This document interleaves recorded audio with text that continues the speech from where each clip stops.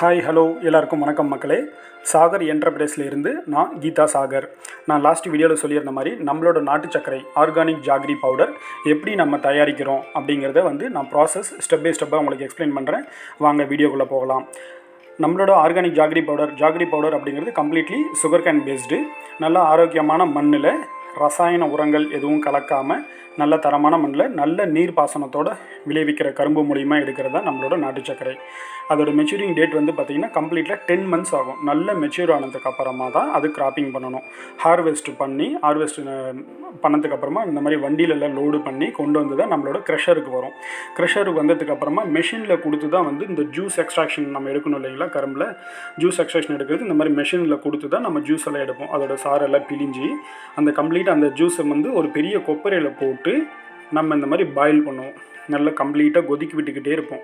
நல்ல ஒரு குறிப்பிட்ட வெப்பநிலையில் கண்டினியூவாக பாயில் ஆகிட்டே இருக்க பார்த்திங்கன்னா அது நல்லா அப்படியே இறுகி ஒரு நல்ல ஒரு பதத்துக்கு வந்துடும். இந்த மாதிரி ஒரு பதத்துக்கு வந்துடும். இந்த மாதிரி பதத்துக்கு வந்ததுக்கப்புறமா கொப்பரையிலேருந்து எடுத்து ஆற்றிக்கிட்டே இருப்போம். காத்தார ஆற விட்டுக்கிட்டே இருப்போம். ஆற விட்டுட்டு இந்த மாதிரி கிளறிக்கிட்டே இருக்கும். நான் பார்ப்போம் இந்த மாதிரி கிளறிக்கிட்டே இருக்க பார்த்திங்கன்னா கொஞ்சம் அப்படியே அப்படியே இறுகி டைட் ஆகி இந்த மாதிரி ஒரு பொசிஷனுக்கு வந்துடும். நம்மளுக்கு இந்த மாதிரி கட்டியாகிடும். ஆனால் அது கட்டி ஆக விடாமல் அப்படியே கிளறிக்கிட்டே இருக்கணும். இந்த மாதிரி குச்சி வச்சு நல்லா கிளறிகிட்டே இருப்போம். இதோட முடியாது. இதுக்கப்புறமா நம்ம இந்த மாதிரி மெஷின்லேயே க்ரஷிங் கொடுத்துட்டே இருப்போம்.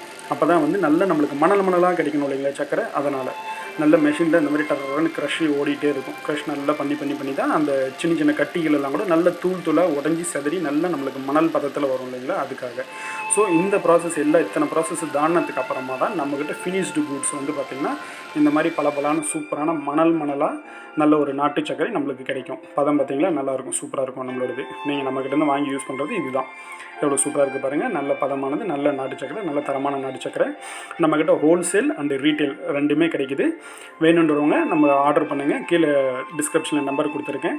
ஹோல்சேல் அண்ட் ரீட்டைலுமே பண்ணுறோம். 30 kg பேக்கு, 1 kg பேக்கெட்ஸ் இந்த மாதிரி எல்லாமே கொடுத்துட்ருக்கோம். நம்மளோட அடுத்தடுத்து ப்ராடக்ட்ஸோட வீடியோஸை நான் உங்களுக்கு வர வீடியோஸில் போட்டுகிட்டே இருக்கேன்.